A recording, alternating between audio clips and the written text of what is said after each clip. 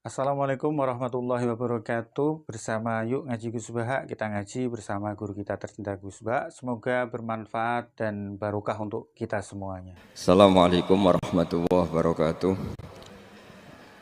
Bismillahirrahmanirrahim. Nahmaduka ya ghafuru ya syakuru. Mashalli wa sallim barik ala sayyidina maulana Muhammadin wa ala alihi wa sahbihi asma'in nama ba'du. Lah yang repot orang-orang fanatik hukum pakai bahasa nasional, itu repot. Jadi misalnya kematian Yesus Kristus, itu mesti Mbak Turehan kan nggak percaya. Akhirnya ditambahi kematian Sibeh. Karena kalau bilang iya kan percaya, makanya ditambahi apa? Sibeh. Karena menurut orang Islam berkeyakinan Nabi Isa itu nggak terbunuh, maka ditambahi apa? Sibeh. Saya dulu pernah usul, karena beliau itu kalau manggil bahasa itu bude, jadi saya pernah sowan usul. Mbak ditulis gini saja, Mbak. Kematian Yesus dalam kurung katanya. Tapi mungkin terlalu vulgar ya.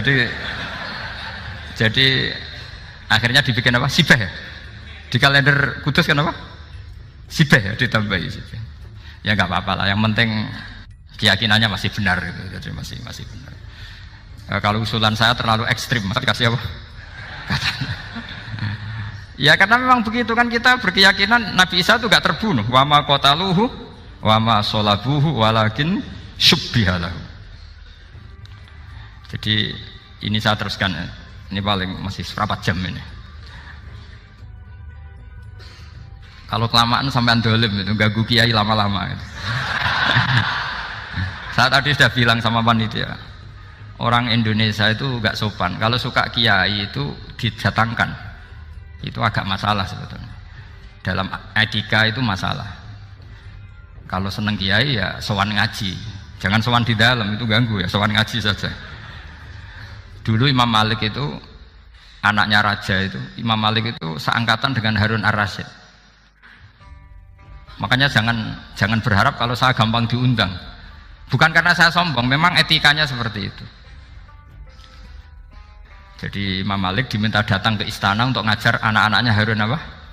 Ar-Rasyid. Masyhur Imam Malik tersinggung, terus kata bang, al ilmu yu'ta la ya'ti. Ilmu itu disowani, bukan sowan. Akhirnya Harun Ar-Rasyid minta anak-anaknya datang ngaji ke Imam Malik. Itu anak presiden. Imam Malik berani, al ilmu yu'ta la ya'ti. Tapi kalian beruntung karena saya hormat sama mbah-mbah saya di sini. Wong makom buyut saya itu ya berarti apa ya? Selatannya makamnya Sayyid Ja'far Shadiq itu di situ kan ada makamnya Mbah Soleh, Mbah Maksum, itu mbah saya. Nah, makanya dulu saya ngaji di sini lama di Damaran itu, maksudnya lama itu ya mungkin setahun. Karena saya memang mulai kecil di Sarang, sampai sekarang saya masih ngajar di Sarang. Tapi dulu cukup ya, karena saya kesini sudah hafal Quran, jadi hanya setor setiap hari satu juz, jadi cepat lah. Saya tidak punya masalah ingatan, alhamdulillah, jadi cepat hafal. Saya terangkan lagi ya, ini penting ya, masalah mukjizatnya Quran. Selama ini orang tuh mau bilang tok, mukjizatnya Quran itu dahsyat, tapi nggak bisa menerangkan. Itu masalah. Makanya kita harus bisa menerangkan mukjizatnya Quran dahsyat itu apanya. Yaitu tadi, tongkatnya Nabi Musa hanya disaksikan oleh orang yang di era itu. Toh tujuannya mukjizat adalah diakui kemudian orang menjadi iman. Lalu Rasulullah SAW beliau sudah intaqala ila rafiqil a'la. Tapi konsepnya Quran menjadikan orang yang nggak ditunggui beliau tetap iman ila yaumil kiamah. Itu yang maksud fa'arju an akuna aktsarahum tabi'an yaumal kiamah. Mukjizat saya itu cukup Quran kata Nabi, dan dengan mukjizat itu orang akan iman ila yaumil kiamah. Caranya seperti ini. Karena tadi sedahsyat-dahsyatnya mukjizat, tujuan utama orang terdikte supaya ikrar ngakui kudrohnya Allah. Lah ngono kok ngenteni tongkat sakti lah opo? Cukup deloknya. Paham nggih? Jelas ya? Alhamdulillah, mau naik kelas ini sudah benar ini sudah benar. Terus kedua begini, kedahsyatan Quran lagi. Quran itu bisa merunut, mentartibkan logika. Bahkan logika ini logika yang universal. Siapa saja merasakan logika itu. Misalnya begini, dulu orang kafir itu punya Tuhan banyak. Tentu yang dipertuhankan ya mana? Yang dipertuhankan itu banyak. Karena pikiran mereka urusan banyak, problem banyak, ya Tuhannya harus banyak. Ada BPKB 3D kan, istri cerewet, macam-macam lah, itu kan. Problemnya banyak, maka Tuhannya harus banyak. Karena Tuhan itu maknanya penyelesai masalah.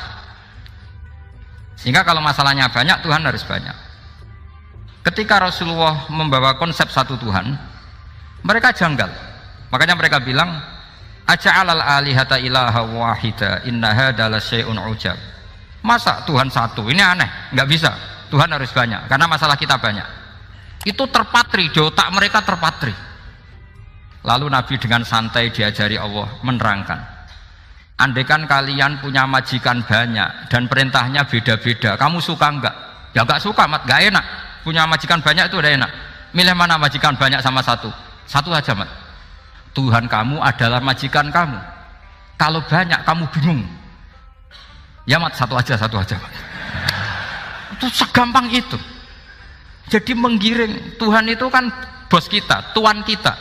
Kalau banyak berarti yang memerintah kita banyak, dan bisa konflik bos-bos kita ini karena berebut anak buah tadi.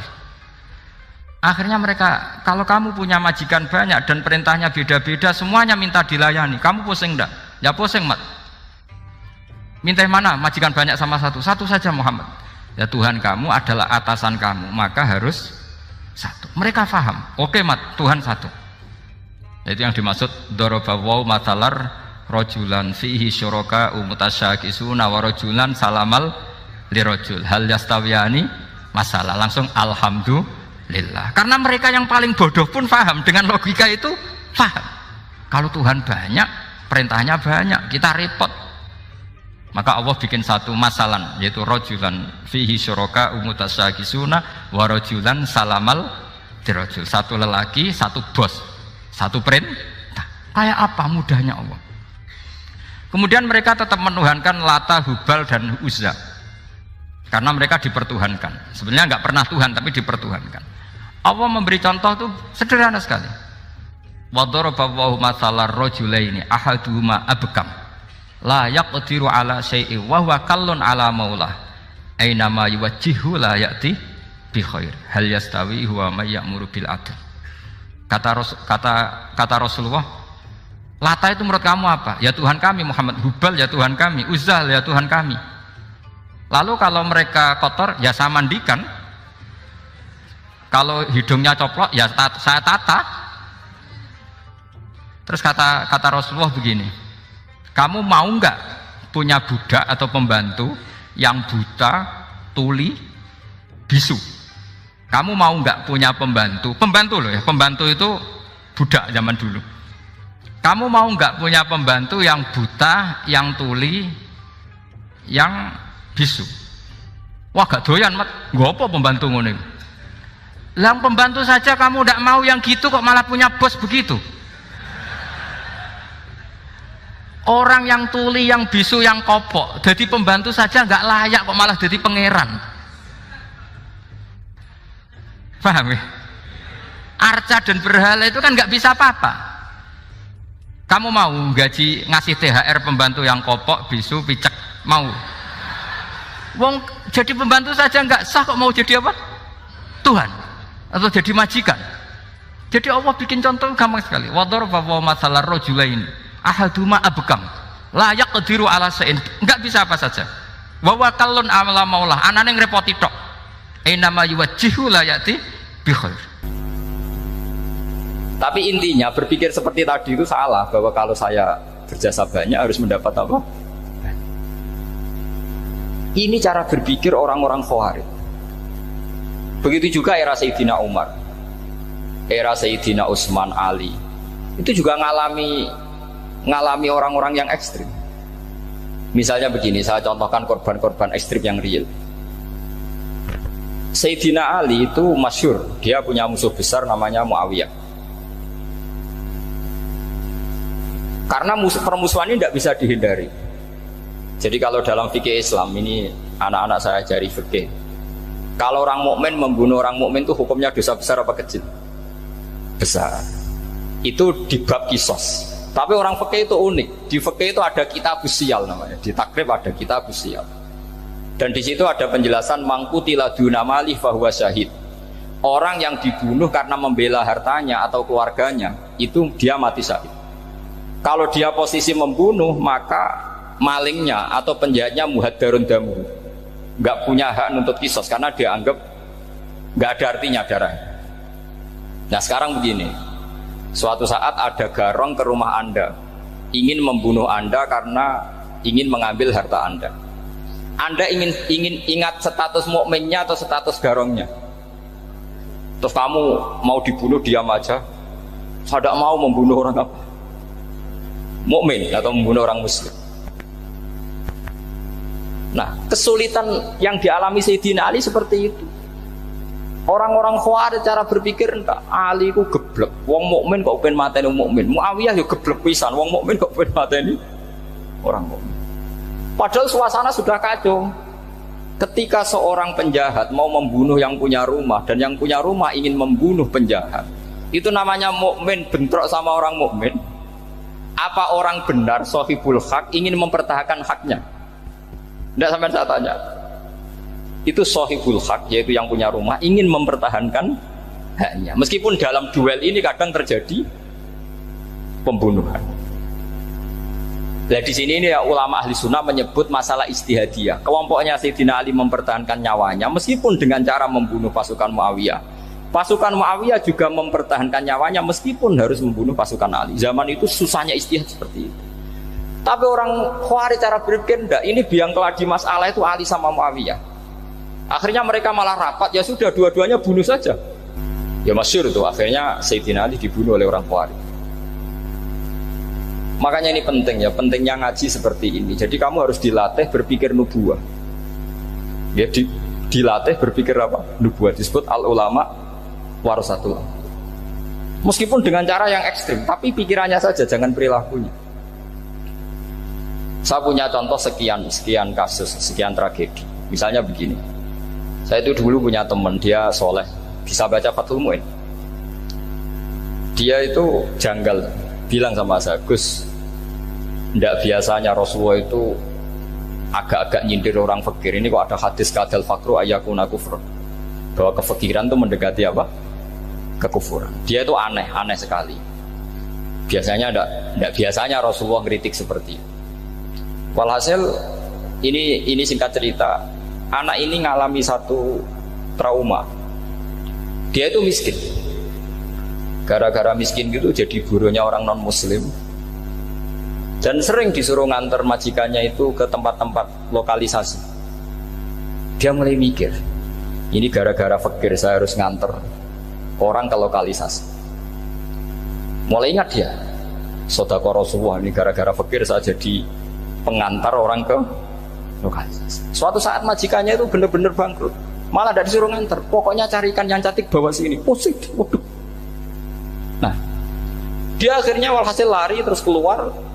Terus dia cerita betapa ekstrimnya fakir, sehingga gara-gara fakir saya harus jadi penolong orang yang mau apa maksiat. Anda boleh berpikir ekstrim, tapi ekstrim dalam melawan kemungkaran, yaitu tadi saya nggak boleh jadi fakir, tapi takutnya fakir yang nanti jadi alat kemaksiatan. Imam Ghazali juga punya contoh seperti itu. Imam Ghazali pernah marah besar ketika tren di Baghdad itu orang belajar fikih semua. Hatta la yakuna thamma tabibun illa min ahli dhimmah, kata beliau. Sampai di Baghdad itu tidak ada dokter kecuali orang kafir dhimmah. Akhirnya kalau ada ulama sakit, saya masih ingat pas kecil, kalau ada ulama sakit itu tidak boleh dibawa ke rumah sakit. Takutnya ketemu dokter muslim, non muslim malah disuntik langsung apa? Mati. Akhirnya ulama saat itu berfatwa, orang Islam harus ada yang jadi dokter. Banyaklah gus-gus yang sekolah kedokteran. Yang masyhur ya seperti Sahal bin Abdul Fattah. Itu dulu putranya Ki Fattah yang menolong Mbah Mahfud saat sembunyi. Saking idolakannya Basal, anaknya dinamakan Sahal, tapi dia jadi dokter spesialis bedah. Begitu seterusnya urusan negara. Dulu itu orang jabat itu tidak boleh, karena jabat itu dekat dengan syubhat, dekat dengan haram. Tapi gara-gara pejabatnya non muslim, kalau bikin aturan ya ala non muslim.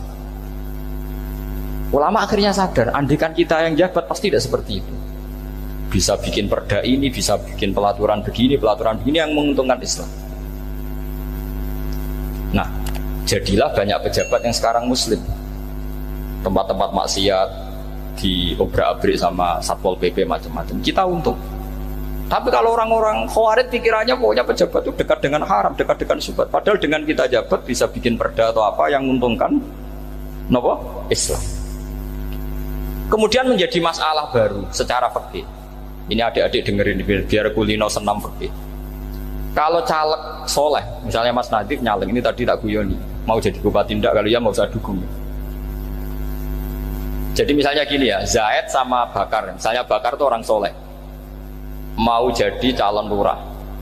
Dia tahu kalau dia lurahnya kampung lebih baik. Kalau yang jadi ini Zaid, itu kampung itu rusak karena dia suka dugem, suka macam-macam. Kemudian Zaid ini pasti jadi karena beli suara. Misalnya per kepala itu dibeli 50.000. Bakar ini kalau nggak beli suara kalah. Padahal dengan kalahnya Bakar artinya kemenangan, kemungkaran. Itu zaman era Fathul Mu'in, muridnya Ibnu Hajar Al-Hitami. Ibnu Hajar muridnya Abu Zakaria Al-Ansori itu fatwa. Yang soleh ini wajib beli suara, bukan boleh, wajib beli suara. Nah, tapi ini namanya tidak nyuap, perlu dicatat, ini namanya tidak nyuap. Jadi tidak bisa kamu kaitkan misalnya ar-rosi wal murtasi finnar. Yang nyuap maupun yang menerima suap adalah sama-sama di neraka. Tidak bisa seperti itu, karena logikanya dibalik. Sekarang Bakar ini beli suara itu untuk membeli kebenaran, untuk mengawal kebenaran. Zaid beli suara untuk menopang kebatilan. Berarti namanya Bakar ini penyuap atau pembeli kebenaran? Pembeli kebenaran. Harus dibedakan. Nah, ini pentingnya ulama. Memang nyatanya seperti itu. Yang dikatakan nyuap, riswah itu adalah membayar uang li'ibtolil haqqi, untuk membatalkan kebenaran atau membenarkan kebatilan, itu namanya nyuap. Tapi kalau mengeluarkan uang untuk menghakkan barang hak dan membatalkan barang batil, itu namanya uang perjuangan. Nah, ini pentingnya mikir. Jadi ulama itu mulai dulu sudah berhati. Nah, sekarang sudah banyak orang-orang khusyuk yang biasa di masjid khusyuk. Kalau ditanya zaman akhir rusak kabeh, wong soleh-soleh wis nyuap. Kalau orang soleh ini tidak nyuap ya tidak jadi. Kalau nggak jadi mereka nggak ada yang jadi DPR, nggak ada partai Islam, habis malah Indonesia. Saya itu punya kenalan banyak pakar-pakar di Jakarta, itu cerita saya, Pak Bahar. Indonesia itu solusinya gampang. Kita ini punya Bali, punya Batam. Itu kalau Bali dimakaukan, Batam dikayakan Hollywood. Amerika kaya itu bukan karena hebat, pornografi dijual, tinju di Nevada itu dijual, di Las Vegas dijual, apa saja dijual. Kok tidak kaya itu gimana? Sementara Indonesia mau aur-auran gitu, sungkan partai Islam. Sebenarnya Indonesia gampang, kalau ingin kaya Bali itu dikayakan Hollywood atau dikalahkan Makau jadi kota judi, Batam dijadikan kayak Las Vegas. Itu transaksinya pasti triliunan. Orang gamane wong muda dijual, judi dijual, orang tinju dijual. Tapi gara-gara ada partai Islam, nyari rumus solusi ekonomi itu yang tidak seperti itu. Akhirnya kangelan, akhirnya rapati juga. Tapi barokah, tetap barokah partai apa?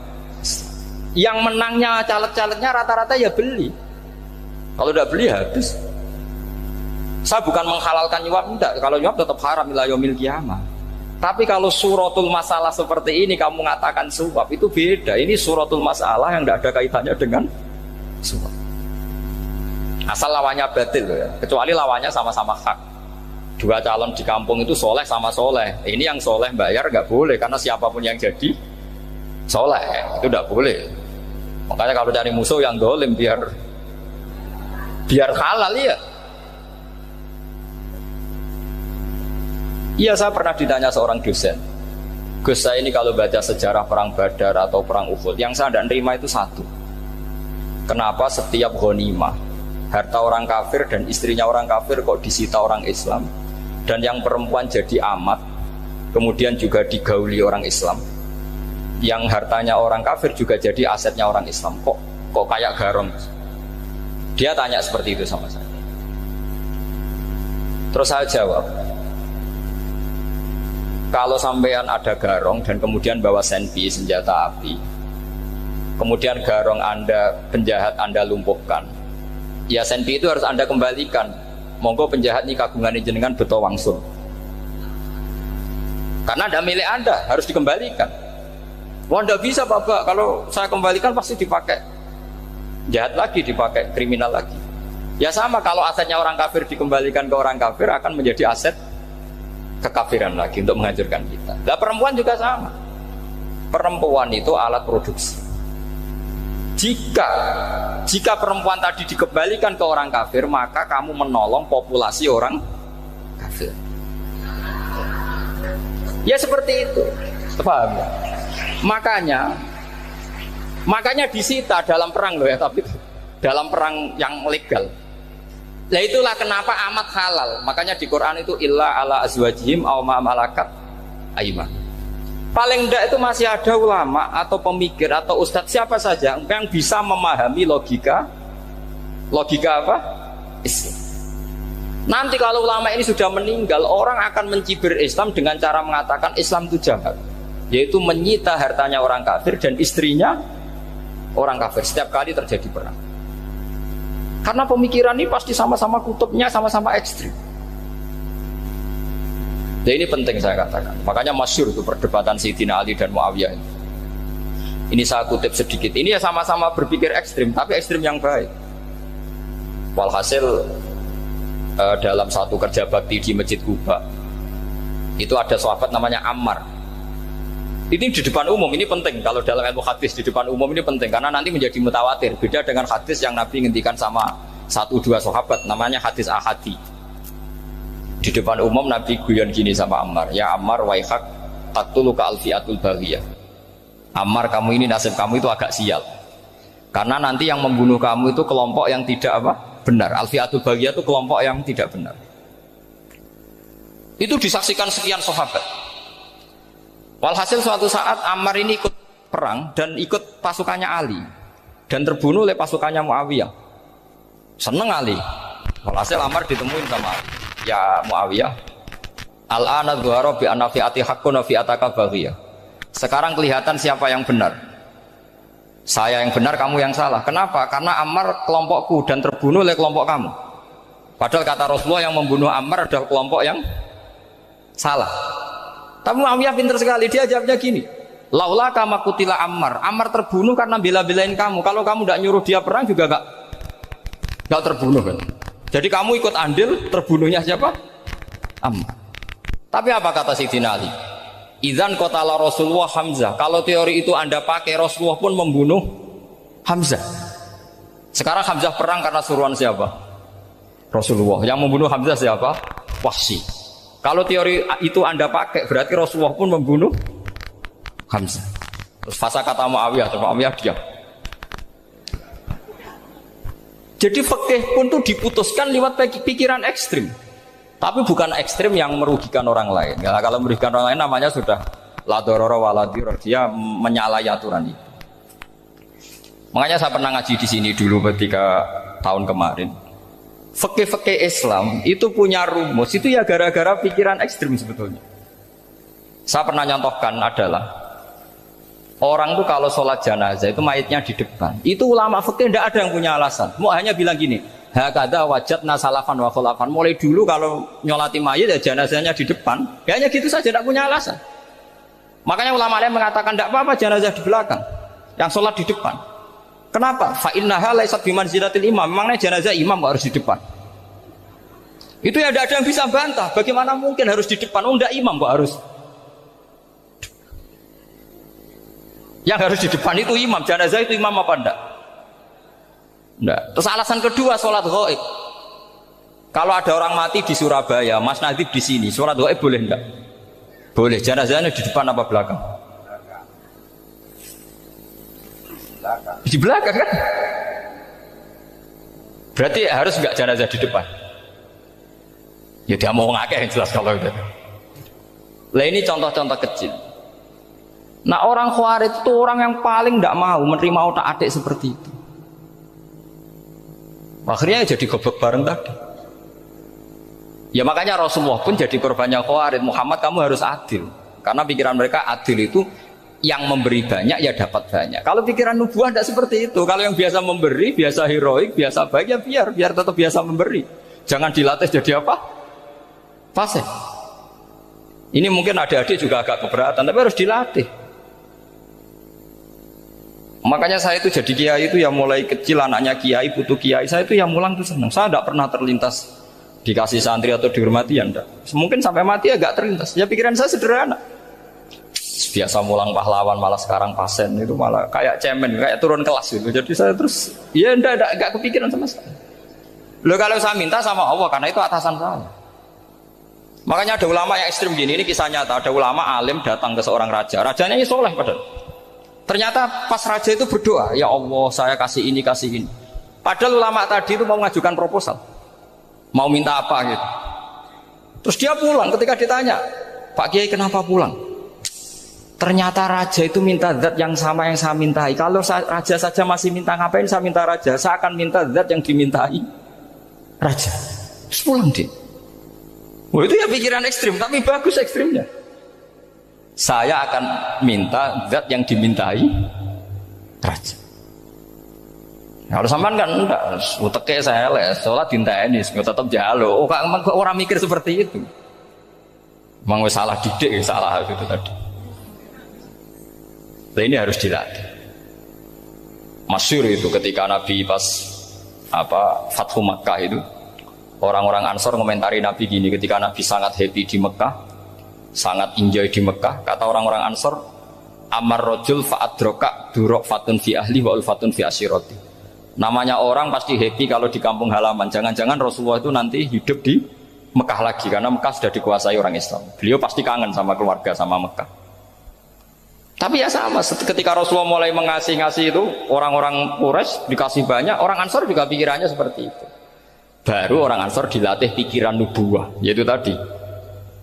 Mereka itu dapat kambing, dapat sapi terus pulang. Kamu mendapat saya, milih mana? Milih Rasulullah Shallallahu Alaihi Wasallam. Sekarang kamu saya balik.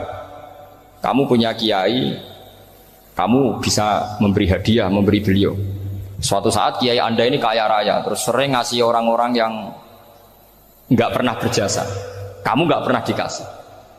Itu kalau pakai pikiran Khawarij, kiai ini salah karena ngasih orang yang tidak berjasa. Tapi kalau kamu pakai pikiran nubuah, enggak. Alhamdulillah saya tetap istiqomah memberi kiai itu. Dan alhamdulillah enggak dibales. Semoga balasannya di akhirat. Ya sudah seperti itu. Kalau pakai pikiran gengsi tadi seperti itu. Masa biasa memberi sekarang posisi diberi. Saya rak turun kelas. Jadi sebetulnya pikiran ekstrim itu boleh. Tapi untuk yang seperti ini bukan ekstrim yang tadi. Makanya ini disebut al-hujjat. Al-hujjat itu satu logika yang bisa mematahkan asumsi awal. Ini saya harap santri-santri matolek putra maupun putri berpikir seperti ini.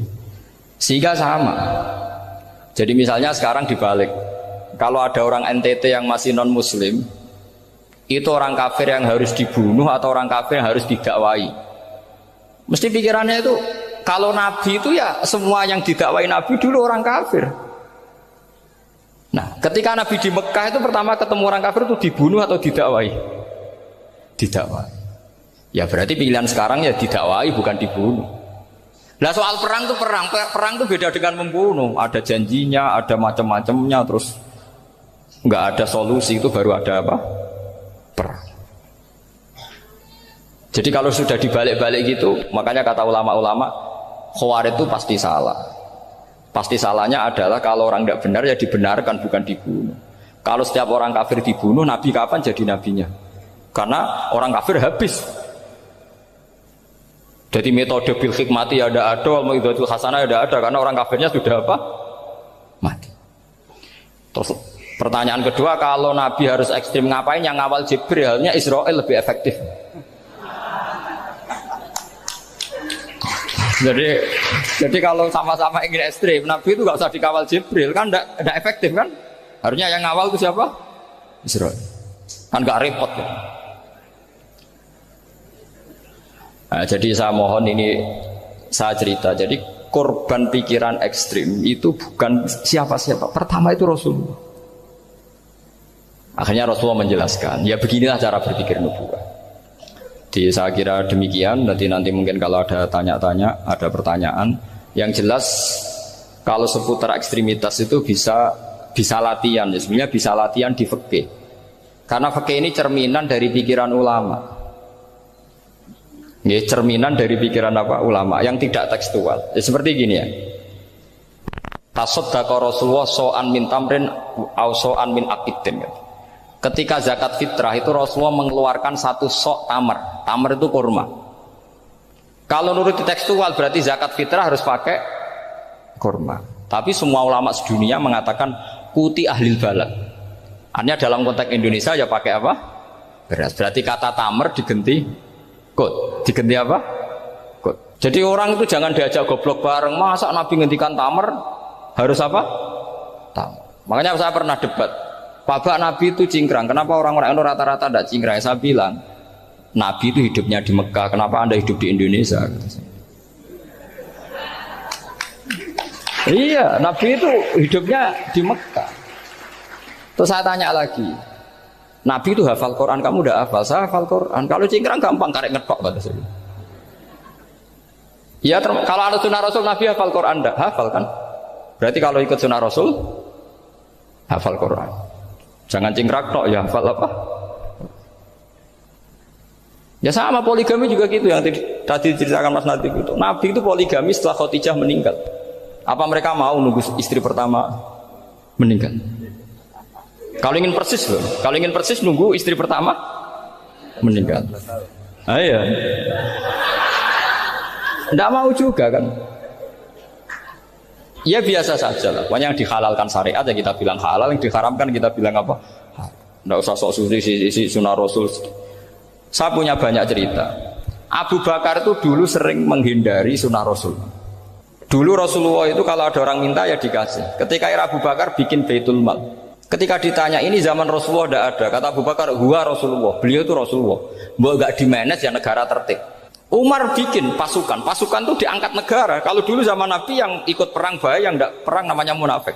Era Umar tidak, militer itu ditunjuk. Dia digaji pakai Diwanul Murtazikoh. Ketika ditanya kenapa tidak kayak Rasulullah, huwa Rasulullah, mbok tidak tertib pun tetap negara stabil. Karena ada karismanya.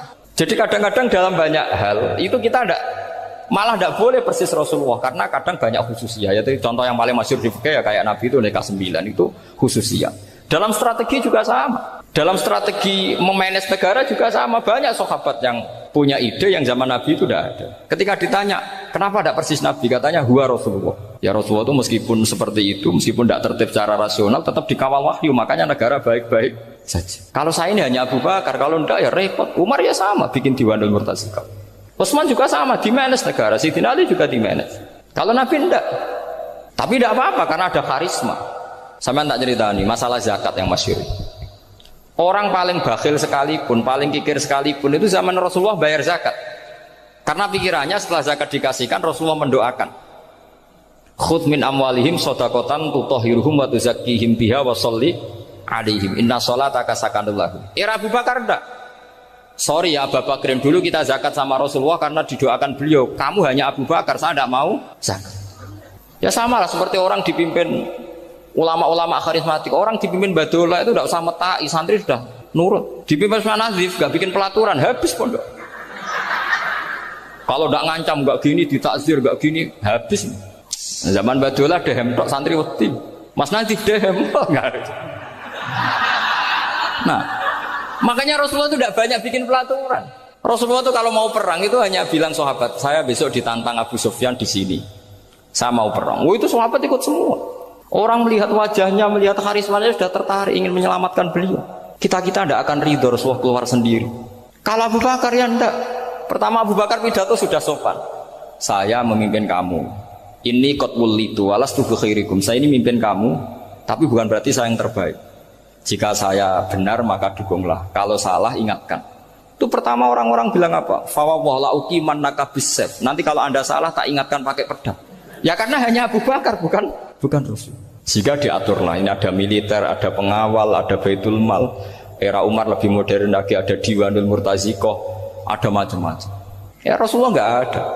Nah sekarang orang sidik-sidik muni sunnah Rasul, padahal ada sunnah Rasul yang khasnya Rasulullah sebagai nubuwah. Ya, khasnya Rasulullah sebagai apa? Nubuwah. Coba Nabi itu istrinya 9, semuanya cerita tentang tahajudnya Nabi, witirnya Nabi. Apa kira-kira Mas Nadif kalau punya istri 4 ceritanya tentang tahajudnya Mas Nadif? Kan enggak? Nah, jadi saya mohon, sebetulnya pikiran-pikiran ekstrim itu karena enggak mau belajar. Enggak mau belajar. Kalau mau belajar itu kata Imam Ghazali itu dalam kitab Imla, Al-Imla fi Iskalatil Ikhya itu. Fal ma'ani awsa'u minal ibarat. Yang namanya ma'ani itu awsa'u apa? Minal ibarat. Jadi yang fal ma'ani awsa'u minal ibarat. Jadi yang namanya makna itu lebih luas minal apa? Ibarat. Nah, ini contoh yang paling nyata ya Sayyidina Ali. Ketika Sayyidina Ali perang sama Muawiyah, itu Sayyidina Ali bilang sebaiknya Muawiyah kirim delegasi mediator. Saya juga kirim mediator. Terus orang-orang Khawarij karena tadi tekstual. Mahada ya Ali. Ini apa ya Ali? Lam yujad fi kitabillah. Aturan mediator itu tidak ada di Quran. Bahwa kalau kita perang harus ada mediator itu tidak ada. Terus Sayyidina Ali baca ayat wa in khiftum shiqaqa bainihima fab'atsu hakaman min ahli wa hakaman min ahliya. Jika lelaki dan perempuan, suami istri terjadi shiqaq, terjadi konflik, maka suami kirim satu mediator, yang pihak perempuan juga kirim mediator. Terus Sayyidina Ali ngendikan wa amru Muhammad a'zamu min amri rajulin wa imra'atin. Urusan umat Muhammad lebih serius ketimbang urusan hanya sekedar suami dan istri. Maka kita butuh hakam, butuh mediator. Baru 4.000 orang Khawarij tobat mengikuti pikirannya Sayyidina Ali yang tidak tekstual. Sama seperti zaman Rasulullah. Ketika Rasulullah mau perang Badar, saya ini mau perang Badar kata Rasulullah. Musuh saya itu 1.000 lebih. Kalian hanya 313. Apa kita teruskan? Itu sahabat langsung bilang gini, saya itu hafal teksnya. Idzan la naqulu laka kama qalat banu Israil fathab anta wa rabbuka faqatila inna hahuna qa'idun. Walakin idhab anta faqatila inna ma'akum muqatilun. Ini kelihatan sekali bahwa para sahabat sudah ada tekstual. Orang-orang Bani Israel ketika melihat Musa katanya sakti dan orang dekat Allah, itu cara berpikir orang Bani Israel gini. Walhasil ada perintah supaya Musa itu merangi kaum Jabarin. Orang Jabarin ini gagah-gagah, pikirannya orang Bani Israel. Musa kami itu sakti dekat Allah, ya sudahlah sama Allah saja sana, tak tunggu di rumah kabarnya. Itu kan sama dengan santri semedit, roh kiai ini suga, kiai aku suga, serasa tak pikirkan seperti itu. Ya sama seperti itu. Nabi ku kekasih Allah, mesti perang menang, serasa tak ewangi mesti menang. Fadzab anta wa rabbuka faqatila inna hahuna qa'idun. Ya sudah kamu berangkat saja sama Tuhan, tak tunggu di rumah.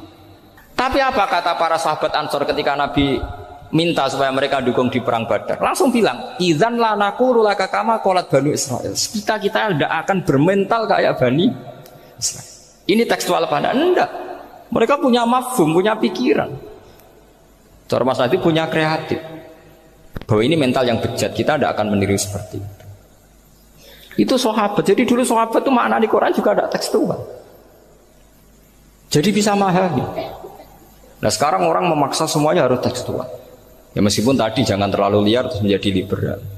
Tapi saya tidak tahu kalau contohnya Mas Nadif tadi pakai kondom, istiqor pun tidak tahu. Itu pikirannya Jil apa Mas Nadif tidak tahu saya itu. Itu tidak tahu. Kok sampai sembeling itu saya tidak tahu. Kok lagi juga kalau tidak bisa nyontohkan yang di luar itu, saya itu ya tidak tahu. Mulai dulu ilmunya seperti itu terus gitu. Ya tidak tahu lagi. Jadi mulai dulu zaman Nabi pun itu sudah ada pikiran-pikiran seperti itu. Jadi tekstual atau harfiah itu ya enggak. Nyatanya sahabat langsung bilang idzan la naqulu laka kama qalat Banu apa? Isra. Ad-dinu yusrun wala yushadha hadatina ahadun illa ghalabahu. Yasiru wala tu'assiru basyiru wala tunaffiru. Makanya kowe ora usah sok suci, hidup itu gak ada pilihan. Misalnya kalau saya ditanya, bina wong fasik itu penting enggak? Penting. Tapi kancanan wong fasik ku haram, mari katut. Kowe kancanan wong fasik ku haram, mari katut fasik. Ti ngembarno wong fasik umat Rasulullah ya haram, umat Nabi kok mbarno. Kancanan yo haram, ngembarno haram. Lah terus piye Gus? Ya ora piye-piye. Ayo saiki misale kowe ngembarno wong ayu tiba ning dalan, haram ta ora? Haram. Terus mbok gendong, haram ta ora? Hidup itu tidak banyak pilihan. Jadi dilema dari si guru-guru dilema. Makanya apa ya seperti itu istafti qalbak takokno atimu. Motive nulung iku nulung apa sahabat? Ya sudah seperti nggak ada pilihan. Motivem kancanan wong fasik iku mergo enak kancanan wong fasik. Delok dangdut pantes apa pantes. Apa motifmu didik? Ayo rata-rata ke kancanan wong fasik motifmu didik apa enak kancanan wong fasik? Enak. Haram berarti. Ya seperti itu. Memang banyak sesuatu yang apa? Makanya banyak ulama ngendikan banyak perilaku duniawi yang menjadi amal ukhrawi karena niat. Juga sebaliknya banyak perilaku ukhrawi yang akhirnya menjadi duniawi juga karena niat. Makanya niat itu diatur sedemikian rupa. Nah, ini juga sama. Duduk tasahud akhir. Ayo, duduknya dulu, duduk tasahud baca sholawat. Itu satu paket. Makanya al-atas wal asir wal hadi asar at-tasahud wa qu'uduhu wa sholat ala nabi sallallahu alaihi wasallam. Fatasahudu mongko tasahud wa qu'uduhu lan lungguh tasahud. In aqobahuma lamun ana sing maca akibah tapi sami ya. Lamun mungkasi utawa nyusuli huma ing tasahud lan qu'ud apa salamun salam iku ruknani berarti rukun karone. Jadi tasahud yang diakhiri salam itu berstatus rukun. Berarti tasahud awal berstatus sunnat karena tidak diakhiri salam. Jadi nak wonten tiyang traweh kok 4 rakaat langsung salam itu enggak bisa dikatakan batal karena statusnya tasahud awal napa? Sunnat. Ya. Tapi kalau traweh itu sudah monggo kalau traweh itu sudah menjadi alamiah, jadi biasanya ulama berdebatnya begini, ini dengerin ya.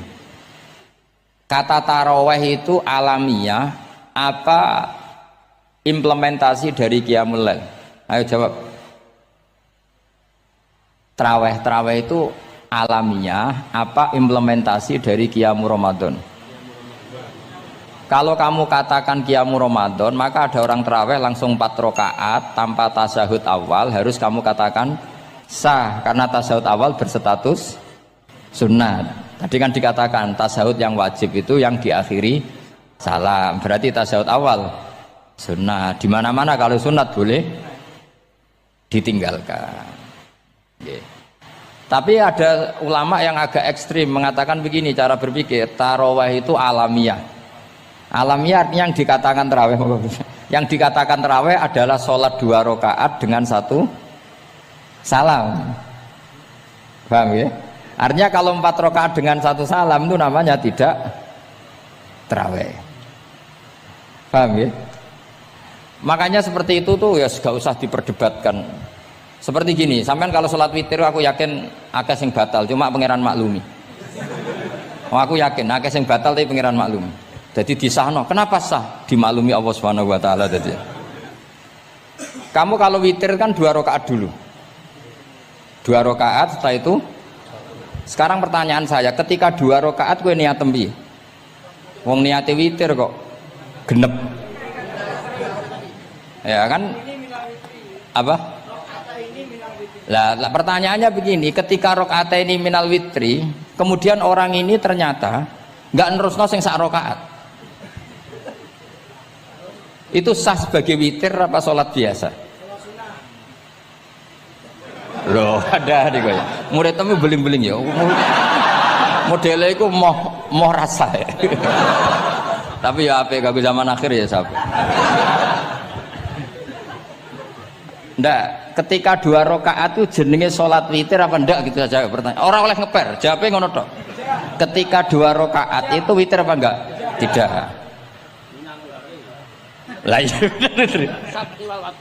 Lah ya ikut paket witir. Berarti niatnya sampean gini, ya Allah saya sholat 2 rakaat, ini paket witir loh Gusti. Makanya shollu sunnatan rakaataini minal witri. Jadi seperti itu kan bingung kita. Nah sekarang begini, ndak ini latihan fikih karena saya pengajar fikih. Kalau ada orang sholat, ya saya ulang lagi ya.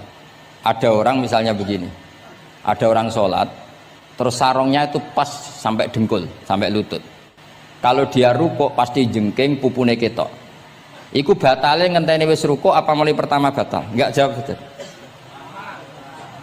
Apa? Ketika rukuk apa mulai berdiri sudah batal? Ketika rukuk. Awas eling-eling ya. Ndak ini undian berhadiah. Itu di Asbawan Nadhair itu ada pertanyaan gini. Lalu yang dikatakan sholat itu apa? Yang dikatakan sholat adalah satu akwalun wa af'alun muftatahatun bitakbir muhtatamatun. Nah, lalu ketika dia rukuk itu batal. Batal yang batal apanya itu, Pak? Wong dia belum berbentuk sholat. Berbentuk sholat itu kan kalau sudah absolut sampai salam. Yang batal itu apanya? Wong sholatnya erong kasil lah. Bingung tuh sampai mesti.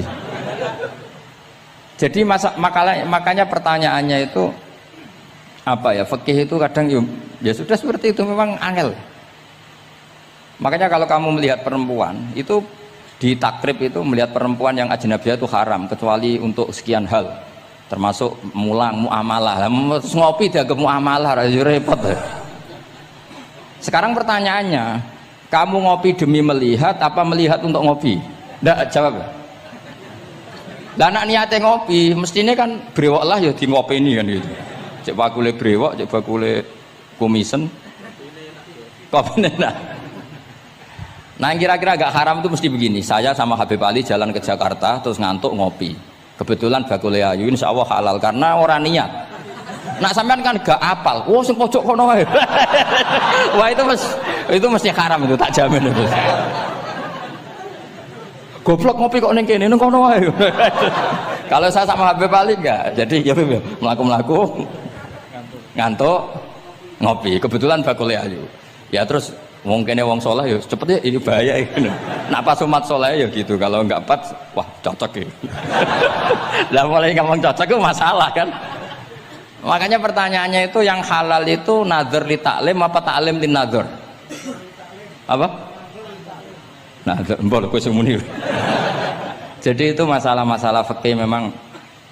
Makanya kalau berteman orang fasik itu hati-hati ya. Kalau itu kamu lihat umatur Rasulullah sallallahu alaihi wasallam yang perlu kamu selamatkan, yang perlu kamu bina, jenenge tarbiyatul fasik, membina orang fasik. Tapi kalau kamu memang bermental fasik, ini namanya mualah, berkawan sama orang fasik. Itu hukumnya langsung rubah. Kalau mualah ya haram, kalau tarbiyah sunnat atau bahkan wajib.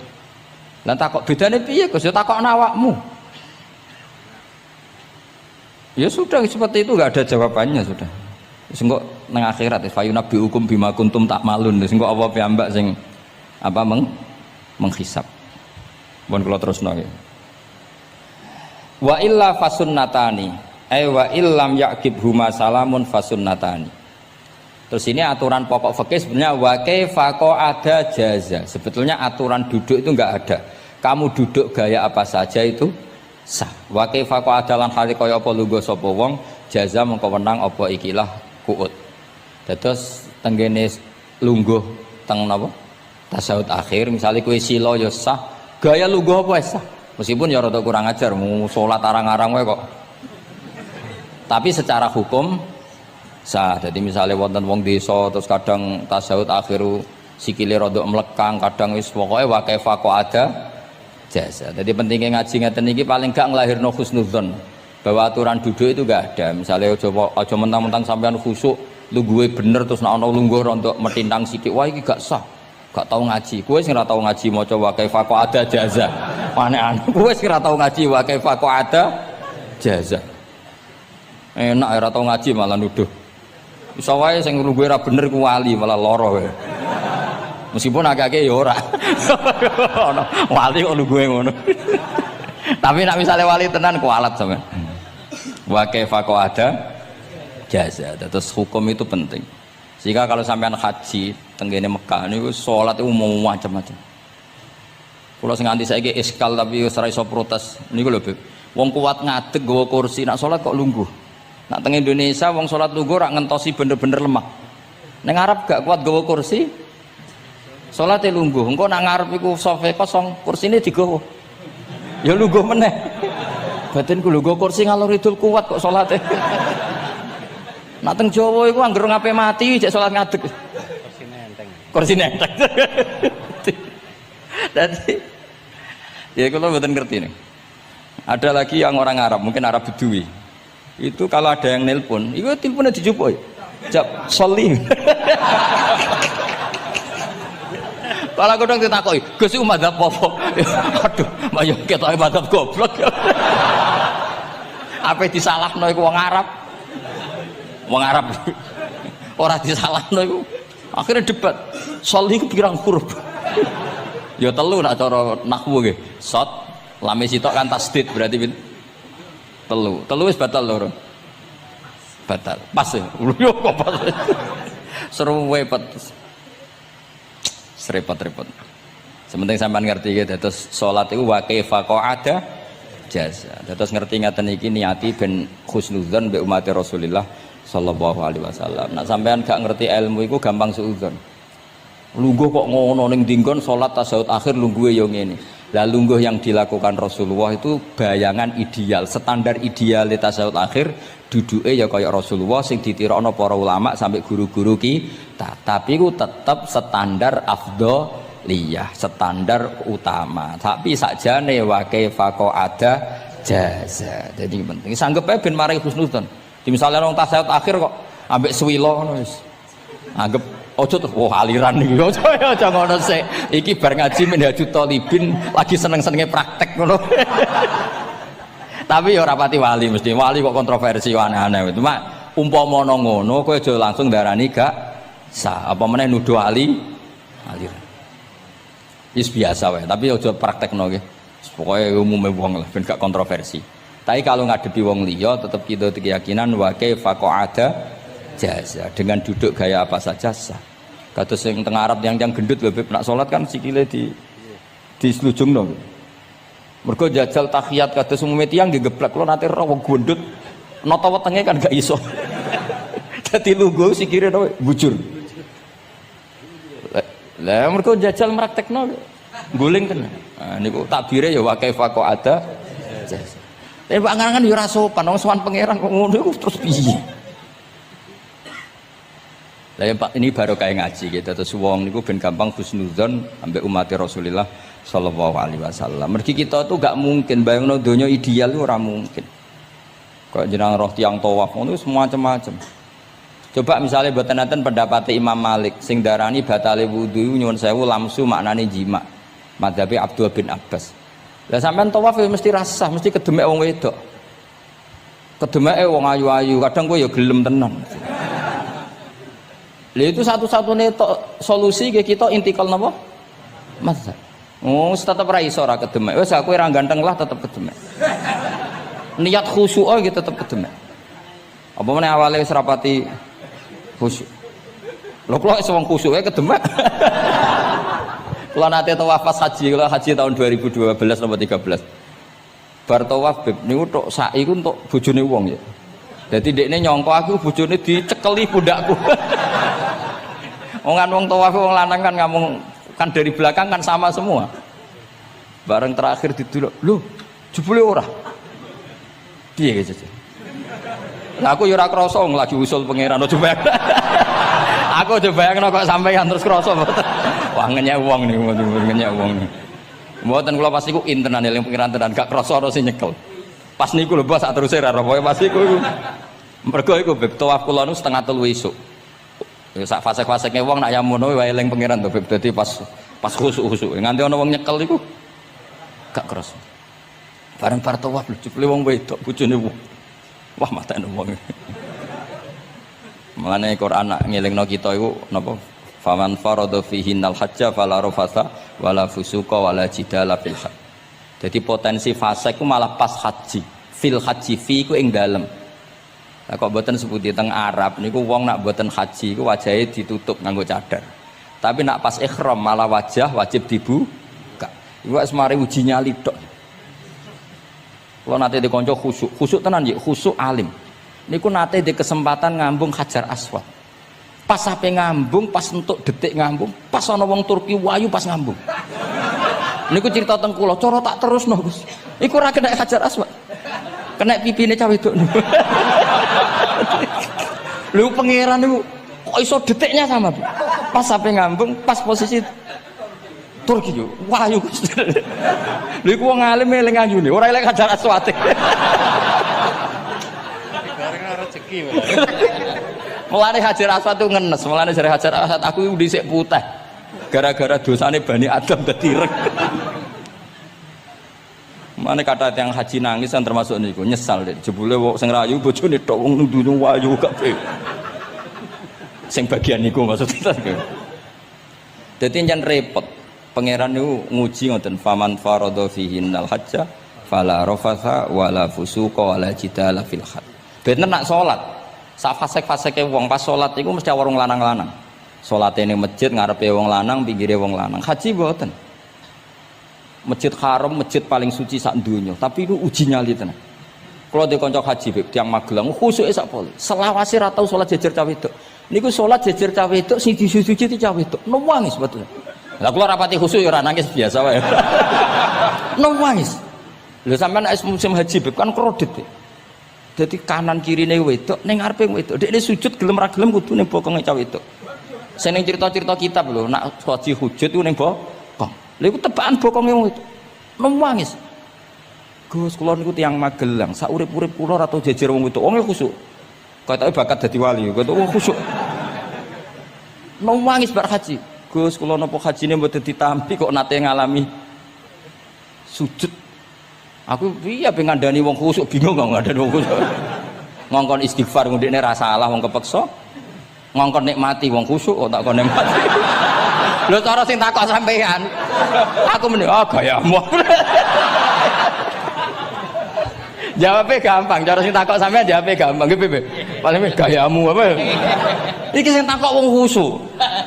Yakin sing takok sampean ngono gayamu. Sing takok niku tiyang khusyuk mek nangis tenan nyesel. Memang haji itu unik, makanya Allah ngikatkan fala rafatha wala fusuqa wala jidalu fil hajj ing dalem pas nglakoni. Mencen uji. Jidal kaya ngoten. Ana wae sing mari muring-muring. Wis niat khusyuk, niat sabar bebe. Ono wis sing marai muring-muring. Memang ujian betul. Lho kula nek wis kecelok wong gak gampang muring-muring. Wis terkenal lah nek kula seneng guyon ra gampang muring-muring. Nate badhe niku Beb. Romyu tanggal 11. Umume haji Indonesia rak koblas zawal. Melok Beb teng rombongan tiyang niku. Wareng tok Mina wonge diding-diding. Iki ajaran napa Romyu kok koblas zawal? Nabi ku ora tau. Romyu koblas zawal. Nabi mesti Romyu ba'da zawal. Ngamuk-ngamuk. Sakjane kula nu mboten mutawif, kula mboten kaji gaet, mboten kaji tenan nganggo dhuwit. Nak gaet diamuk wajib meneng ya. Engko iso di PHK nak. Akhire kula ngomong ngene. Akhire kula dijono Pak Bak sampe sing ngadepi. Ya Nabi ora tau Romyo qobla zawal tapi ora tau ngamuk-ngamuk koyo kowe ya. Mangkel opo. Lah ya Nabi ora tau Romyo qobla zawal tapi ora tau ngamuk-ngamuk koyo kowe ya.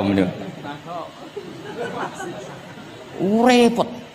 Akhirnya aku wah jari kaji oleh jidal wah akhirnya iya bodoh jidal raiso Kang pemene ngajak bojo wis geger tok kula ndek kanca ngajak bojo ya sing kancane sitok ngajak bojo wong Jogja Beb.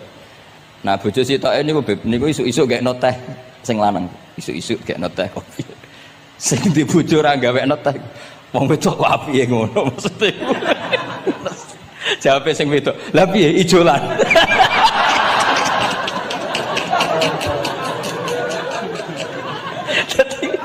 Wong lanang kok kadang spontan itu kan yo kacau.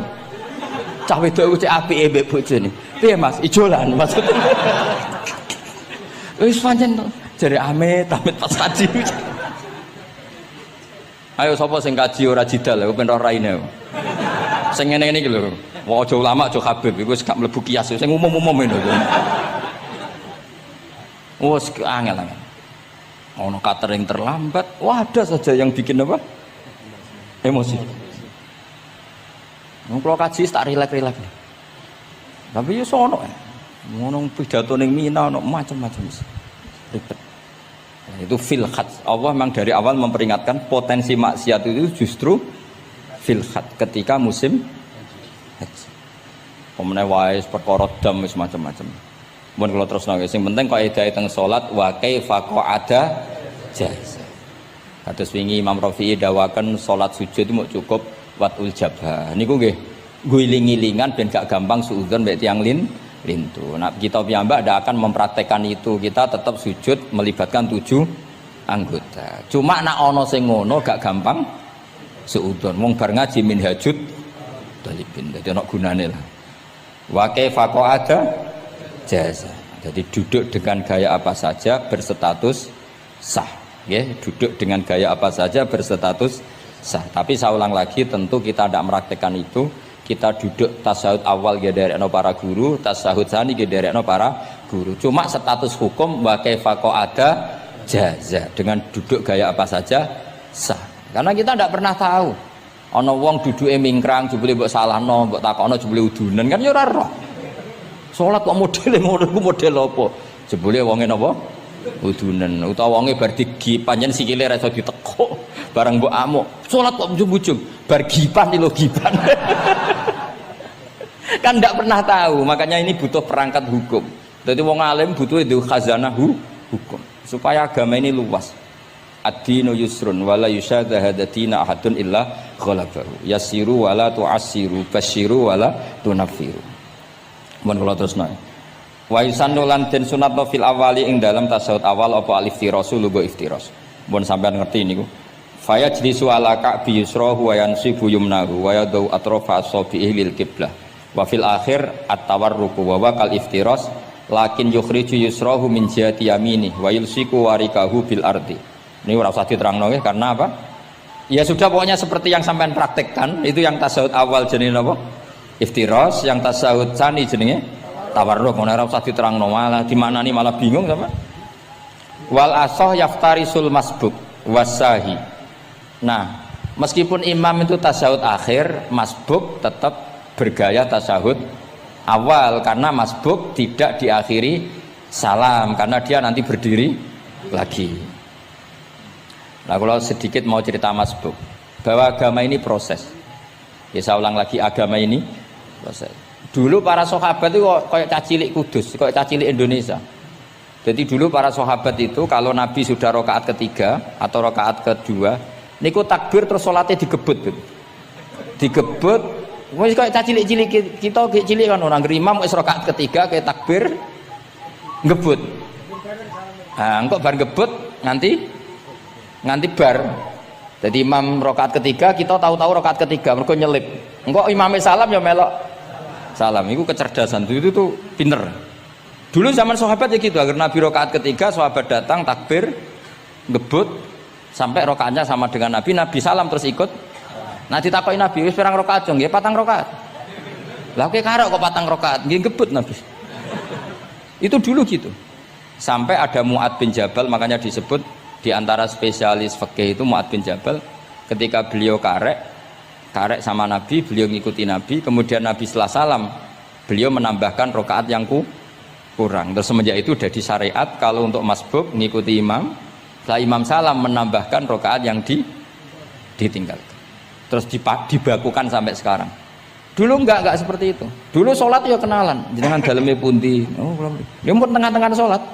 Jejer wong ora kenal, jenengan tiyang pundi mboten nate ngertos kula tiyang mriki. Nggih ngoten riyen. Nggih. Sahabat sing pun terpelajar ora roh nak ngono iku batal salat.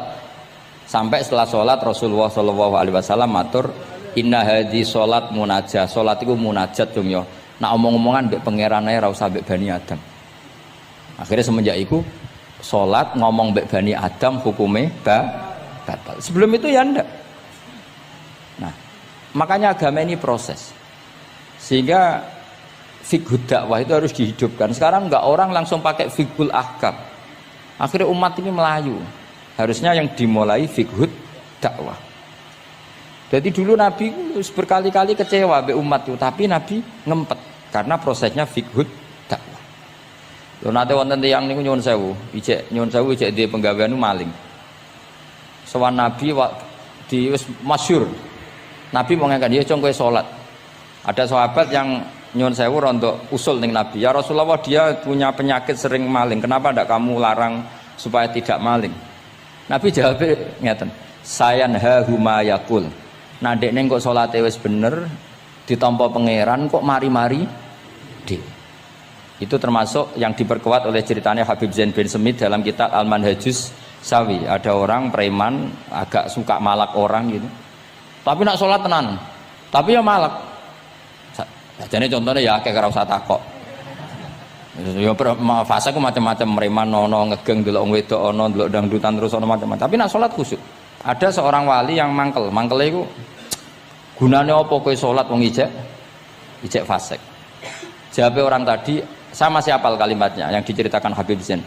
Ada'u lisulhi maudian. Saya tetap ingin ada alasan saya berdamai dengan Allah. Jadi aku nak pas maksiat itu kan hubungan saya dengan Allah kurang baik. Maka saya tetap akan menjaga 1-2 perilaku saya yang saya menjaga perdamaian dengan Allah. Istilahnya dalam bahasa Arab ada'u lisulhi maudian. Saya tetap punya sisi musolahah berdamai dengan Allah. Sehingga suatu saat mungkin Allah sang pas ridho, sholatnya dia makbulah, kemudian dia jadi wali. Makanya kita ini nggak pernah tahu Allah ridho pas kita apa, juga nggak pernah tahu Allah benci pas kita apa. Sehingga raiso sampean muni apa gunane kaji nek ijek kelakuane ngono, apa gunane ngaji Minhajul Thalibin ora usah ngono. Saya pas sampean ngaji, pas ra paham, terus ridho mek kodok kodar. Wah diridani pangeran, wong kondang tenan, wong ra paham kok ridho mek kodok kodar. Sing paham ujub, wong goblok kabeh sing pinter aku tok. Waduh, nyoro lek kula nang ngono. Jadi kita tidak pernah tahu Allah itu meletakkan ridhonya di mana, meletakkan sukhtunya di mana. Wonten orang Hawariyin dalam cerita Ihya. Orang Hawariyin itu orang-orang hebat, wali-walinya Allah, pengikut Nabi Isa. Ono preman liwat. Si preman ini spontan melihat orang-orang soleh itu tertarik, langsung ikut gabung. Saya ulang lagi, langsung ikut. Si wali di antara Hawari ini ada yang risih. Aku terkenal wali kok jejer preman, risih deh. Maka si wali tadi mempercepat jalannya karena risih jejer nama preman. Sing preman dari awal memperlambat jalannya karena dia bilang misli saya seperti saya nggak layak berjejer dengan orang soleh. Intinya si preman menjaga kesopanan, si wali memelihara keangkuhan. Jadi si preman dari awal dia sudah merendahkan jalannya karena nggak ingin sejajar. Si walinya tambah banter karena ingin nggak jejer. Allah saat itu juga menfirmankan ke Nabi Isa karena masih zaman nubuah, Isa liyas ta'nifa al amala. 2 orang ini memulai amal dari nol. Wali ini tak hapus semua amalnya, preman ini tak hapus semua dosanya. Semuanya 0-0. Yang satu untuk barokahnya adab, yang satu untuk afatnya ujub. Jadi mulane dadi kiai koyo kula ya repot, nek ketemu fase kok repot. Ape kancanan kok diamuk sampean rontok garis keras ngene iki. Gus kok kancanan wong fasik. Ape ra kancanan kok nang ujub. Mulane kula ora jelas ya perkara niku mboten tak dudono. Kenapa Gus Bak sikape ra jelas? Ya bawaane wong alim ora jelas, bocah kok kandhane angel. Dadi bawaane wong alim ora jelas. Tapi ora jelas ya wow, karena ape kancanan wong fasik engko kancanan wong fasik kok dadi syariat ya ndak mungkin. Sok suci ya ora. Nah, makanya didawakan Allah laisa laka minal amri syai'un au yatuba alaihim au ya'dzib. Dadi wong fasik kok potensine di sepuro pangeran, tapi ya potensi disiksa pangeran. Nah, delok potensi di sepuro kita oleh ngancani, nah delok potensi disiksa kita ora oleh. Masalahnya kita ndak tahu. Nggih, masalahnya kita ndak tahu. Delok tengene cerita-cerita wali. Wong sowan Sunan Bonang iku nggawa gula salam templek ra mesti dadi wali. Kalijogo sing kenale lewat begal dadi wali. Kalijogo kenal Sunan Bonang pertama iku mergo napa? Begal. Kenalane wae lewat begal. Tapi malah dadi wali. Suraka kenal Nabi ku perkara ape bacok. Mergo dekne ku ana sayembara sing iso nyekel Muhammad, ya tentu dijangkar wong sing ngomong wong kafir, sing iso nyekel Muhammad. Mulane dadi kiai ku bingung.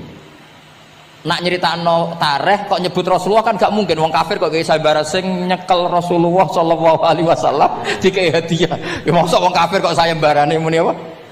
Sing nyekel Rasulullah sallallahu alaihi wasallam tak kei hadiah. Sing bacok Muhammad Rasulullah sallallahu alaihi wasallam tak kei hadiah kan mboten mungkin wong kafir kok muni ngono. Sing kiai sing bingung sing nyeritakno kiai apa muni? Sing nyekel Muhammad tak kei dhuwit. Muni Muhammad kan kadung ra kulino wong.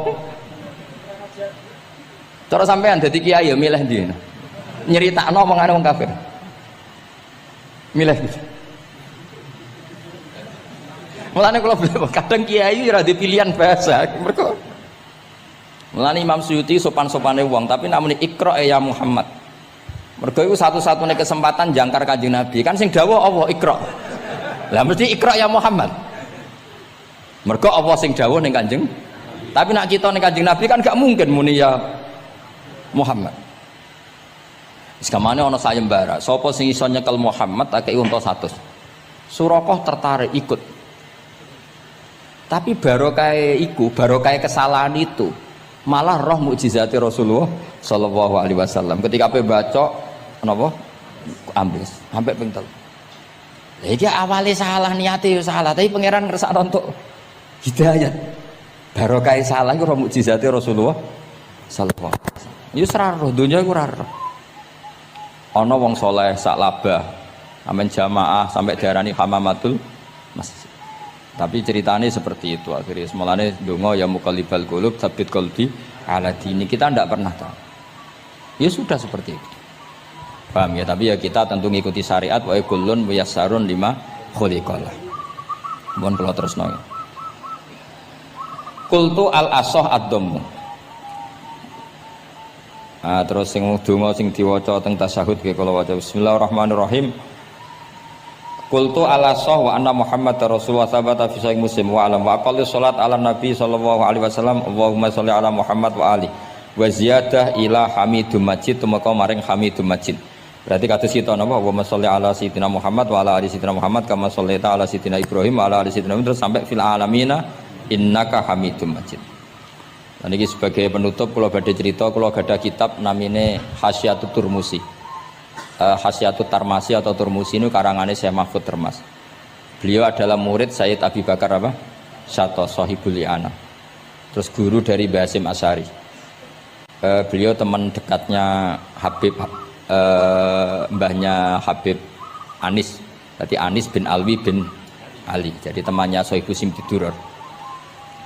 Itu beliau cerita tahiyat itu adalah perwujudan dari dialognya Allah kalian Kanjeng Nabi. Terus ketika Kanjeng Nabi dugi Sidratil Muntaha, nggih, ketika dugi napa? Sidratil Muntaha, Nabi maos napa? At-tahiyatul mubarakatus sholawatut thayyibatu lillah. Mun Nabi mandek terus dijawab kalian Allah, Assalamu alayka ayyuhan nabiyyu wa rahmatullahi wa barakatuh. Allah mandek. Terus Kanjeng Nabi niku mboten kepengin saking senenge teng umate bahwa kebahagiaan itu hanya untuk beliau. Saking sayangnya teng umate. Terus ditambahi assalamu alaina wa ala ibadillahi sholihin. Jadi niku barokah syafaat Rasulullah sallallahu alaihi wasallam. Jadi sakjane saking Allah namung assalamu alaika ayuhan nabi, hanya untuk Kanjeng Nabi. Tapi Kanjeng Nabi carane nego. Ampun nek Gusti niki umat kula wong kudus kathah ngono dadi kira-kira memang konstitusi Kiai harus gitu la tamuddanna ainaika. Kenal orang lebih tinggi itu kan resiko. Misalnya saya Kiai Deso, mungkin punya keri tua sudah seneng, punya kijang tua sudah seneng. Gara-gara kenal Pak Wahid naik Camry, waduh kok saya kalah itu. Kenal orang itu kan resiko. Jadi memang harus dibatasin. Sekiranya mungkin orang terus karena latamud dan nano ainaika ilham. Kamu jangan sering melihat orang lain yang mungkin secara lahir dapat nikmat yang lebih tinggi timbang Anda. Kalau kamu nggak bisa ngelola hati Anda bisa hasut, Anda bisa dengki. Paling tidak Anda bisa ada syukur. Saya itu sering didolani pejabat, juga sering melihat pejabat di TV-TV. Naik mobil aja ada yang naikkan. Bahkan kalau wudhu itu anduk aja ada yang bawa. Itu kalau yang nggak kuat, wih naik jadi pejabat. Ya makanya terus konstitusi Kiai itu mengatur, sudahlah mata kamu itu kamu batasin. Jangan melihat sesuatu yang potensi ya, potensi menjadikan Anda tidak apa syukur. Jadi saya mohon, ini memang konstitusi saya sebagai Kiai, jadi saya tapi di hati saya tetap akrab. Saya doakan semua untuk UI, untuk semua orang Indonesia kita doakan. Kita ingin semuanya tambah baik, tambah baik. Oke, ngoten mawon. Assalamualaikum warahmatullahi wabarakatuh. Hingga di beberapa riwayat dijelaskan ada orang yang 500 tahun ibadah, nggak pernah maksiat. Ditanya sama Allah, kamu masuk surga karena apa? Karena ibadah saya ya Allah. Ya sudah, surga kamu 500 tahun saja karena ibadah kamu 500 tahun. Ini cerita umur-umur orang dulu. Ya Allah, katanya surga engkau ini selamanya. Ya kalau yang selamanya itu rahmatku. Kalau amal kamu terbatas ya surganya sesuai amal kamu ya terbatas. Ya sudah ya Allah, berarti masuk saya surga saya ini karena fadl engkau, karena anugerah engkau. Itu namanya apa? Diroyah. Diroyah itu satu kajian analisis di mana kita percaya riwayat, tapi kemudian punya logika, punya diroyah. Ini penting supaya tauhid kita ini kuat. Jadi dulu ada orang yang sangat cerdas, namanya Jubair bin Mut'im. Dia saking cerdasnya, juga kaya, juga tokoh, dikirim sebagai delegasi pembebasan Asra Badrin, tawanan Badar. Kemudian pas datang ke Masjid Nabawi, Nabi delalah pas baca Wattur wa kitabim mastur.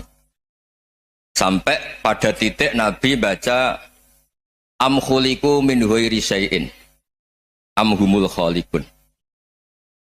Apakah penciptaan yang sedemikian canggih itu dimulai tanpa perwujudan, tanpa sesuatu yang real, yang maujud? Orang itu langsung bersimpuh, matur, ya Rasulullah saya Islam. Kada qalbi yatir, hampir hati saya, otak saya, pikiran saya itu terbang. Karena logika yang dibangun ateisme misalnya, kalau alam raya ini dimulai dari nihilisme, berarti logikanya apa? Al-adamu yakhluqu maujudan. Alam raya ini kan maujud, maujud itu ada. Kalau yang lebih dulu itu ketiadaan, berarti ketiadaan menjadi sebab kewujudan. Kalau dalam bahasa Arab itu Al-adamu yakhluqu maujudan, sesuatu yang harusnya nggak jadi faktor karena ketiadaan menjadi faktor sesuatu yang nyata. Itu kan nggak masuk akal. Ya kalau alam raya ini ada al-adam sing yasbiku maujudan, berarti alam raya ini al-adamu yakhluqu maujudan, sesuatu yang tidak ada menciptakan yang ada. Dengan logika itu terus kita ngaji. Diajari sama guru-guru kita, sifat dasar Allah itu maujud. Wallahu maujudun qadimun. Terus masuk. Yang harus distatuskan pertama dari Allah itu apa? Maujud, wujud. Karena dengan wujud ini layak menjadi penyebab adanya alam raya ini. Sehingga ketika kita menolak faham nihilisme atau ateisme, faham tanpa Tuhan, tanpa pencipta awal, kita punya diroyah. Bahwa tidak mungkin ketiadaan ini menjadi sebab perwujudan alam raya ini. Yaitu am khuliqu min ghairi syai'in. Masa alam raya ini diciptakan tanpa sebab yang nyata, yaitu wajibil wujud. Siapa itu? Allah Subhanahu wa ta'ala. Begitu juga menyangkut sholawat. Orang boleh beda pendapat tentang redaksi sholawat. Ada yang sholli ala Muhammad, ala Sayyidina Muhammad, Nabi Muhammad. Monggo lah, masalah redaksi saja. Tapi setelah dianalisis, Nabi itu Pak Rektor, jadi Nabi setelah Nabi Isa saking dihormatinya sampai dituhankan. Juga jadi Nabi yang ada cerita masih hangat, orang Yahudi itu bunuh Nabi. Jadi yang satu mendudukkan Nabi sedemikian tinggi sampai kayak Tuhan, yang satu menjatuhkan Nabi sedemikian rendah sampai dibunuh. Kayak apa susahnya jadi Nabi Muhammad SAW.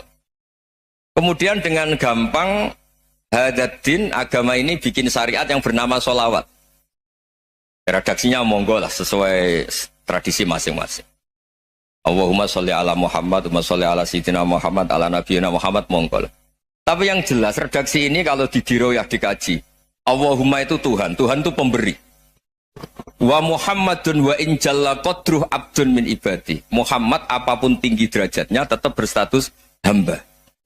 Sehingga agama ini terjaga oleh syihotus sholawat. Agama ini terjaga oleh redaksi sholawat. Yaitu Allah tetap pemberi sebagai Tuhan yang nggak tersaingi, la syarikalah. Rasulullah Muhammad wa injalla qadruh. Apapun prestasinya, bisa mi'raj, bisa apa saja, tetap seorang hamba yang butuh muhtajun ila rahmatih. Jika redaksi Allahumma sholli ala Muhammad ini mengukuhkan yang Tuhan tetap Tuhan, hamba pilihan tetap hamba pilihan. Tentu dengan redaksi ini kemudian kita mendudukkan Nabi benar-benar posisi terhormat. Yaitu orang yang paling berhak dapat askat tahiyat, mendapat penghormatan Allah paling tinggi, yaitu Rasulullah Muhammad SAW. Dan itu diulang-ulang oleh Allah. Subhanalladzi asra bi'abdi. Status hamba ini diulang-ulang. Lagi-lagi ini bernama diroyah. Bernama apa?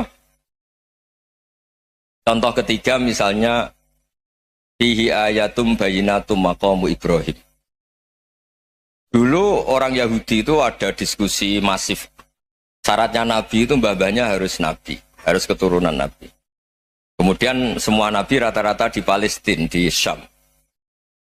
Lalu Muhammadnya asal-usulnya dari mana? Tahu-tahu orang Arab kok Nabi, padahal orang Arab itu dulu jahiliyah. Walhasil terus diceritakan, bukti Muhammad ini turunan Ibrahim adalah ada jejak kaki Nabi Ibrahim di dekat apa? Ka'bah. Fihi ayatum bayinatum maqamu Ibrahim. Kalau Nabi Ibrahim pernah di Mekah, artinya beliau pernah meninggalkan turunan yang di Mekah. Itu bernama Nabi Muhammadun sallallahu alaihi wasallam. Itu disebut fihi ayatum bayinatum maqamu Ibrahim. Nah, itu namanya diroyah. Diroyah itu satu perilaku keseharian kita beragama, kemudian tahu logikanya. Yang keempat misalnya, mangkana yu'minu billahi wal yaumil akhir fal yukrim apa? Jaro. Orang yang iman karena Allah dan Rasul, maka memuliakan tetangganya. Andaikan pakai hukum sosial, tentu kalau tetangga kita baik, kita baik. Kalau kurang baik, kok kurang penggawean kan gitu. Tapi dulu itu pernah ada seorang ulama itu dibully ya, dikerjain sama anak muda tetangganya. Pak Kiai datang ke rumah saya, orang ini datang. Kemudian setelah di rumahnya, saya tidak jadi butuh sama Pak Kiai, silahkan pulang. Itu Kiainya senyum menikmati. Dan itu terulang 3 kali. Dibully seperti itu, dikerjain terulang 3 kali. Lalu tetap Kiainya tuh asik, seneng sekali. Lama-lama muda ini tanya, kenapa engkau tidak tersinggung? Padahal saya kerjain sampai 3 kali. Tak undang, terus tak suruh pulang, tak undang, tak suruh pulang. Kata Kiai tadi, yang memerintahkan baik sama tetangga itu Allah. Jadi saya nikmati ketika bisa baik sama Anda. Tidak ada urusannya dengan perilaku Anda yang menolak saya. Nah itu terus kita tahu, memang motifnya kita baik sama tetangga karena iman sama Allah dan Rasul, bukan hukum kompensasi sosial. Jadi kalau mau diteruskan Pak Rektor, saya ngajar di sini ya karena perintah Allah itu orang alim harus ngajar, bukan karena perintah Rektor. Kalau diteruskan. Ya saya mohon juga gitu para dosen, para karyawan di sini kalau nggak khianat dengan UI itu karena takut sama Allah, jangan takut sama rektor. Kalau Anda baik juga karena Allah, jangan baik karena apa? Rektor. Bagaimanapun ya semua kita ini makhluk. Makhluk itu la yadurru wa la yanfa. Begitu juga melihat Indonesia. Melihat saya ini kan ikut di UI itu lama sekali, ikut sama Profesor Zaini dari Profesor Zaini nulis tafsir. Mungkin Pak Hersoyo tahu banyak, dulu Pak Lutfi ya tahu banyak. Tapi saya memang nggak pernah terbuka karena ya memang nggak ingin sebenarnya. Kondisi ini kondisi darurat. Sehingga saya tahu cara berpikir Profesor Zaini, ya tahu komitmen beliau pada UI. Dan pendiri UI memang ya banyak yang dari tokoh NU, Muhammadiyah, dari tokoh-tokoh ormas yang lain. Memang didirikan banyak orang. Hingga UI memang nggak milik ormas apa tertentu. Dari satu sisi memang baik, nggak dikuasai ormas tertentu. Tapi nanti kalau keterusan ya nggak berbentuk. Ya sudahlah dikelola saja. Sambil-sambil jelas, sambil-sambil kadang nggak jelas. Yang penting ikhlas tadi. Karena kalau terlalu asobia itu jadi repot. Kita ini yang nekuni fikih itu tahu. Kalau tidak kuno itu madhabnya Hanafi. Kuno itu madhabnya Syafi'i. Tahu-tahu seakan-akan Imam Syafi'i itu NU, Imam Abu Hanifah itu Muhammadiyah. Padahal ini orang-orang yang sebelum NU dan apa? Muhammadiyah. Jadi kalau kita yang nekuni ilmu itu biasa saja dengan perbedaan. Tapi kalau orang-orang yang nggak siap dengan perbedaan itu sampai Allah disifati Ta'ala itu tidak terima. Padahal Ta'ala itu maknanya Maha Luhur, yang Maha Agung. Jadi ada seorang kiai kebetulan pidato pertama Pak Rektor. Assalamualaikum warahmatullahi ta'ala wabarakatuh. Ilmu balik kedua ini nggak terima karena itu dianggap bid'ah ada Ta'ala. Hanya dia bilang Assalamualaikum warahmatullahi ta'ala wabarakatuh. Itu saking asobiahnya itu Allah ditambahi Ta'ala itu tidak terima. Padahal Ta'ala itu maknanya Maha Agung. Nah itu kan jadi repot kalau asobia gitu. Kalau kita ngadepi perbedaan itu biasa saja. Karena kita mungkin bacanya banyak, lihat hal-hal seperti itu ya biasa saja. Karena dulu itu perbedaan itu urusan sudut pandang. Ya saya ulang lagi, perbedaan itu sudut. Allah yang Tuhan saja sering didebat sama nabi-nabinya. Karena urusan sudut pandang apa? Saya beri contoh ya. Suatu saat Khalilur Rahman Ibrahim itu saatnya meninggal sama Allah, Israel disuruh. Israel itu Ibrahim saatnya meninggal, ambil nyawanya. Setelah datang ke Ibrahim, ya Khalilur Rahman Ibrahim, saya disuruh nyabut nyawa Anda. Itu Israel dipaksa mikir sama Ibrahim. Hal ra'aita khalilan yumitu khalilah. Kamu tahu orang yang mencintai kemudian bunuh yang dicintai. Itu logika agak benar. Akhirnya Israel kan gak biasa debat. Kan gak dilatih debat. Gak pernah ikut lomba UI debat ilmiah. Dia taunya nyambut nyawa aja. Kembali ke Allah. Ya Allah, kata Ibrahim, hal ra'aita khalilan yumitu khalilah. Masa kekasih bunuh yang dicintai ya. Tapi kata Allah santai. Bilang ke Ibrahim, hal ra'aita habiban yakrahu ayyalqa habibah. Masa katanya dia cinta saya, kemudian ketemu saya tidak berani.